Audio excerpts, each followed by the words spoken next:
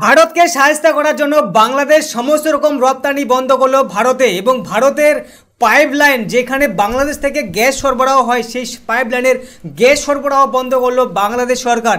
এবং ফারাক্কা ব্রিজের আদলে আরেকটা ব্রিজ তৈরি করার সিদ্ধান্ত নিচ্ছে বাংলাদেশ সরকার। এবং ইলিশ মাছ থেকে শুরু করে সমস্ত রকম রপ্তানি বন্ধ করলো ভারতে। চায়না থেকে, পাকিস্তান থেকে সমস্ত রকম জিনিস নেওয়ার সিদ্ধান্ত করলো বাংলাদেশ সরকার। আর এমনটাই কিন্তু ফেক নিউজ ছড়াচ্ছে বাংলাদেশের মধ্যে, এবং বাংলাদেশে কিন্তু অনেকটাই কিন্তু গুজব ছড়ানো ছাড়া আর কিছু হয় না।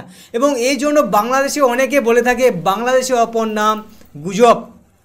কেননা বাংলাদেশে যে পরিমাণ গুজব ছড়াচ্ছে, যেখানে বলা হচ্ছে ভারতে নাকি পাইপলাইনের মাধ্যমে গ্যাস সরবরাহ হয় বাংলাদেশ থেকে ভারতে, এবং যারা বলছে সহমত একদম ঠিক, পাইপলাইন থেকে গ্যাস সরবরাহ বন্ধ করে দেওয়া উচিত ভারতে, তারা কিন্তু এটাও জানে না যে ভারতে কোনো প্রকার পাইপলাইনের মাধ্যমে গ্যাস সরবরাহ হয় না।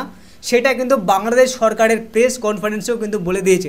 তারপরেও কিন্তু বলা হচ্ছে যে পাইপলাইনের মাধ্যমে গ্যাস সরবরাহ করা বন্ধ করে দেওয়া হোক, এমনটাই দাবি জানাচ্ছে বাংলাদেশ সরকারের প্রতি। এটা গুজব ছাড়া তাহলে কি? এবং এটাও বলা হচ্ছে ফারাক্কা ব্রিজের আদলে আরেকটা ব্রিজ তৈরি করবে বাংলাদেশ সরকার, যেখানে বাংলাদেশ সরকার অবশ্যই বলে দিচ্ছে যে কোনো মতেই নিচু স্থলে ব্রিজ বানানো সম্ভব নয়, আর যদি ব্রিজ বানানো হয় সেই টাকাটা কিন্তু জলে চলে গেল।